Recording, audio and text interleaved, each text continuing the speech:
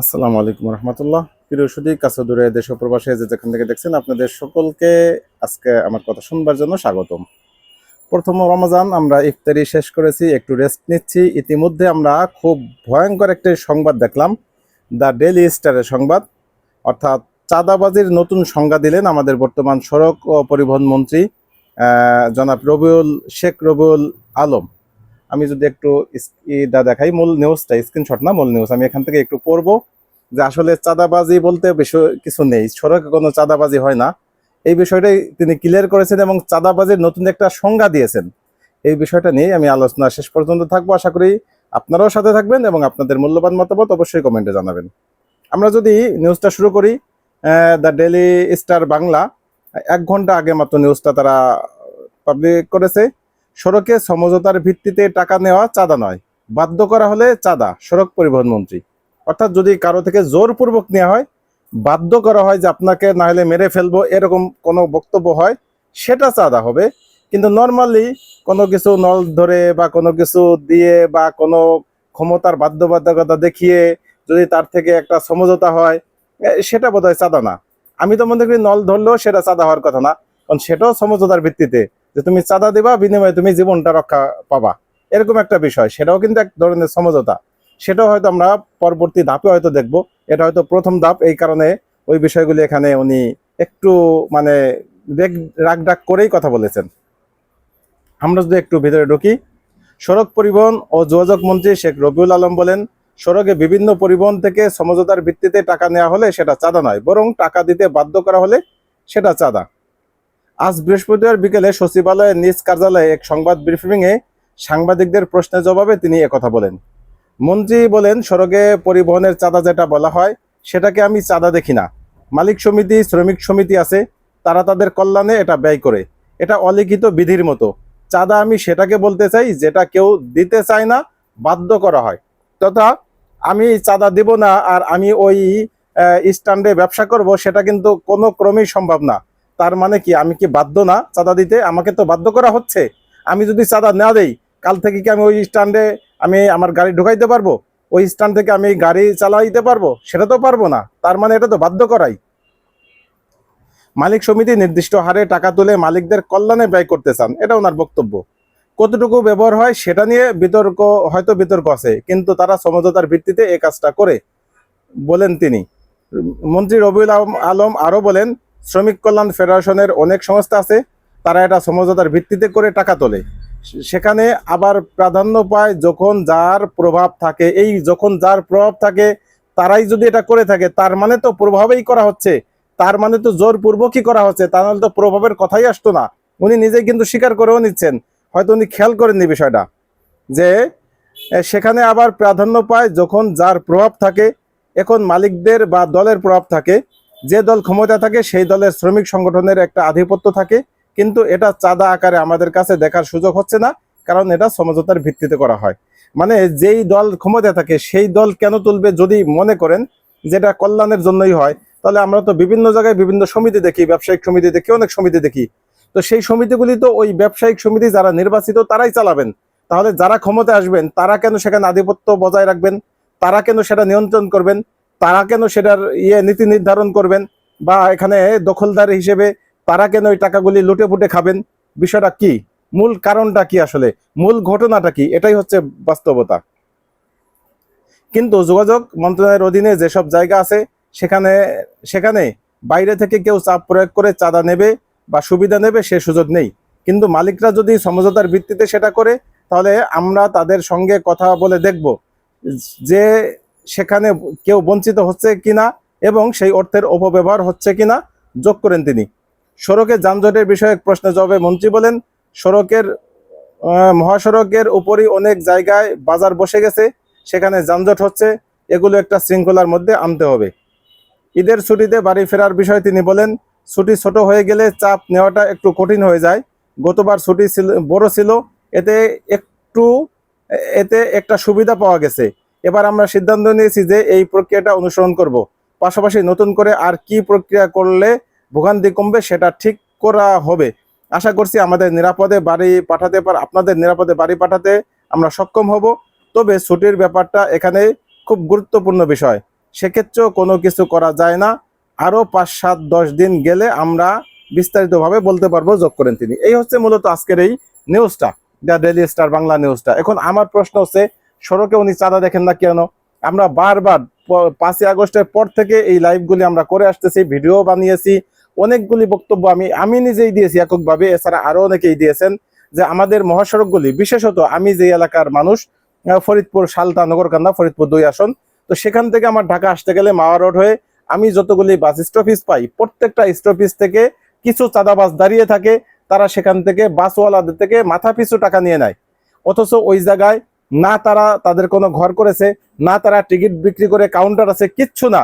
রাস্তায় লোকাল যে যাত্রীগুলি ওঠে, এই প্রত্যেকটা যাত্রীর মাথা পিছু এই চাঁদাটা নিচ্ছে কর্মীরা তথা বর্তমান যারা ক্ষমতাসীন তারা।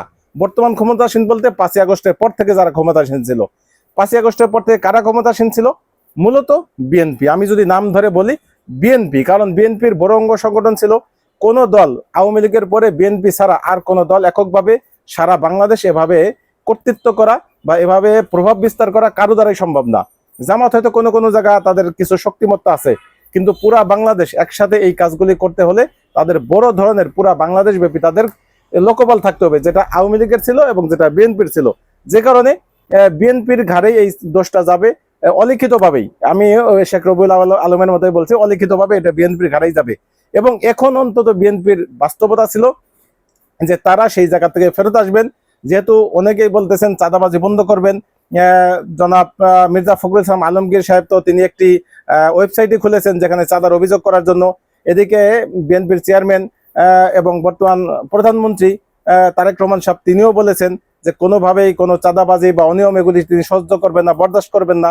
এগুলির ভিন্ন নতুন কিছু বার্তা হয়তো আমরা পাচ্ছিলাম, কিন্তু শেখ রবিউল আলম আজকে যেই কথা বললেন তাতে আমরা মনে হচ্ছে যে আসলে যেই লাউ সেই কদু। এতদিন আমরা যা দেখে এসেছি, 5ই আগস্টের পরে 15 দিন 1 মাস হয়তো কিছুটা বন্ধ ছিল, আবারও সেটা চালু হয়েছে এবং এখন সেটা আরো ভয়াবহ রূপ ধারণ করলো। এবং এই অনৈতিকতা এবং মানুষের উপরে খবরদারি করা, জুলুম করা, এটা যদি সরকার এখানে ইনভলভ না হয়, সরকার যদি এটাকে বন্ধ করতে না চায়, বাংলাদেশের কেউ কারো সাধ্য নাই সেটাকে বন্ধ করার। যেমন গতকালকের একটি ভিডিও ভাইরাল হয়েছে, আমরা এই চকবাজার, ঢাকা চকবাজার মৌলভীবাজারে একটি ঘটনা, যেখানে ব্যবসায়ীদের তদারকি করার জন্য আমাদের ভোক্তা অধিকার পরিষদ থেকে সবসময় করা হয়, অভিযান করা হয়, বিশেষত রমজানকে কেন্দ্র করে, যেটা গত বছর আমরা দেখেছি। গত বছর এই অভিযানগুলির কারণেই আমরা দ্রব্যমূল্য একেবারে স্বাভাবিক ছিল, কিছুটা আমরা প্রশান্তি পেয়েছি।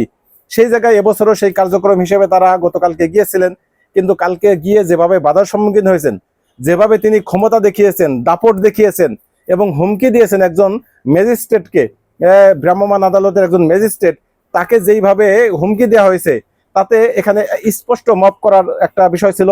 অথচ আমরা বিভিন্ন সাংবাদিকদের দেখতেছি যে এই সরকার ক্ষমতা গ্রহণ করার পর বা নির্বাচনের পরের থেকে নাকি কোনো ধরনের মব দেখতেছেন না। তাহলে গতকালকের যে ঘটনা, সেটাকে তিনি কি বলবেন? সেটা তো মব ছাড়া অন্য কিছুই নয়।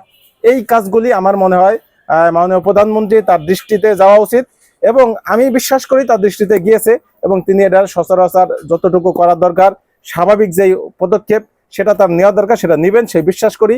এবং আমি আহ্বান করব যে এই ধরনের শেখ রবিউল আলম তিনি এই 5ই আগস্টের পরে কিন্তু তার নিয়ন্ত্রণাধীন যে পত্রিকা ছিল, মিডিয়া ছিল, সেখানে এক সাংবাদিককে হত্যার মামলা তার বিরুদ্ধে আছে, সেটাকে ধামাচাপা দিয়ে পরবর্তীতে তার নমিনেশন, সেটাই তো আমাদের কাছে আশ্চর্যের বিষয় ছিল। সেই জায়গায় তাকে মন্ত্রী বানিয়ে দেওয়া হয়েছে এবং তার মতো জায়গা থেকে মন্ত্রী মাত্র 24 ঘন্টাও হয়নি তিনি ক্ষমতায় বসেছেন, ওই চেয়ারে বসেছেন এবং প্রথম কনফারেন্স এটাই তার। সেই জায়গায় তিনি এরকম উচ্ছৃঙ্খল কথা বলা এবং মানুষকে উস্কে দেওয়া, চাঁদাবাজিকে বৈধতা দেওয়া, লাইসেন্স দেওয়া এবং সড়কে কোনো চাঁদা নেই, তার মানে যারা করতেছে এটা চাঁদা না, এই যে একটা লাইসেন্স দিয়ে দেওয়া, একটা মানুষকে মানে নির্দ্বিধায় তোমরা চাঁদা করো, আমরা তোমাদের সাথে আছি, এরকম একটা অবস্থান যদি তৈরি হয়ে যায়, তাহলে বাংলাদেশ আসলে বেগতিক একটা অবস্থায় পড়বে। এবং যেই বদনাম এতদিন পর্যন্ত ছিল, ইতিপূর্বে কিন্তু অনেক ধরনের নানা গুঞ্জন ছিল যে চাঁদা ওঠে এখানে, ভাগ যায় ওখানে, এই ধরনের বিতর্কিত কথা ছিল, যেটাতে আমরা তখনও বিরোধিতা করেছিলাম। আমার ওই সময় ভিডিও দেখলে আমি এই কথাটা মূলত বলেছিলেন চরমোনাইর পীর, আমি কিন্তু তখনও সমালোচনা করেছিলাম যে একজন বড় একজন নেতা তার মতো জায়গা থেকে আরেকজন নেতার বিরুদ্ধে এইভাবে কথা বলা, হিংসাত্মক কথা বলা এবং কোনো প্রুফ ছাড়া, কোনো এভিডেন্স ছাড়া কথা বলা, এটা কোনোভাবেই কাম্য নয়। ঠিক সেই এখন যদি আমরা দেখি যে সত্যিকার অর্থে সারা বাংলাদেশ ব্যাপী সেই চাঁদাবাজের উৎসব হয়, চাঁদাবাজদের মানে মহোৎসব এবং সেই হয় তাদের সেই সগর্বে তাদের চাঁদাবাজি চলে, তাহলে তো আমাদের এই কথাটা আসলে বলতে দ্বিধাবোধ করা যাবে না যে আসলেই চাঁদাবাজ বিএনপির নিয়ন্ত্রণে হয় এবং বিএনপি চাঁদাবাজকে তারা কি করে মানে লালন পালন করে বড় করে, বা তারা চাঁদার একটা ভাগ পায়, সেটা হয়তো সময় সাপেক্ষ আমরা বলতে পারবো। তবে আমি আপাতত মানে প্রধানমন্ত্রী তার উপর আস্থা রাখতে চাই। এবং আজকে সকালে আমি একটা ভিডিও করেছিলাম যেখানে তাকে শুভেচ্ছা জানিয়েছিলাম, তার গতকালকের যেই সুন্দর একটি ভাষণ, সেই ভাষণের উপরেই আমি তাকে ধন্যবাদ জ্ঞাপন করেছিলাম এবং তার উপরে আমার বড় ধরনের একটি আস্থার জায়গা তৈরি হয়েছে। আমি সেই আস্থার জায়গা থেকেই তার কাছে আহ্বান করব যে এই বিষয়গুলি আপনি দ্রুত সামাল দিবেন। আপনার যেই বেহেয়া কর্মীরা আছে বা আপনার যেই যারা একেবারেই যাদেরকে কন্ট্রোলে করা যাচ্ছিল না এতদিন পর্যন্ত, তাদেরকে দ্রুত তাদের লাগাম টেনে ধরুন, তাদেরকে শান্ত করুন, হয়তো তাদেরকে কোনো কর্মমুখী করে দিন এবং এই তাদেরকে কর্মমুখী করার মাধ্যমেই তাদেরকে মূলত চাঁদাবাজ থেকে দূরে রাখুন। সেটা যদি করতে পারেন তাহলে আপনাদের জন্য শুভকামনা, এবং যদি সেটা না করতে পারেন তাহলে আপনাদের জন্য অমঙ্গল কিছু হয়তো বয়ে আসবে, যে অমঙ্গলটা প্রকারান্তরে বাংলাদেশ এবং তার জনগণ হিসেবে আমরাও সেটার ভোগ করতে হতে পারে। এই আহ্বান রেখেই আজকের মতো আমি ভিডিওটি শেষ করছি এবং আপনাদের কাছে আমার অডিয়েন্স যারা আছে তাদের কাছে আহ্বান রাখছি যে আপনাদের যে কোনো মন্তব্য আমার পক্ষে বিপক্ষে বা আমার আলোচনা পক্ষে হোক বা সমালোচনা করে হোক, আপনারা মন্তব্যের ঘরে আপনাদের কমেন্ট জানাতে পারবেন। আপনাদের প্রত্যেকটা কমেন্টকে আমি ওয়েলকাম জানাবো। ভালো থাকবেন। আল্লাহ হাফেজ। আসসালামু আলাইকুম রহমতুল্লাহ।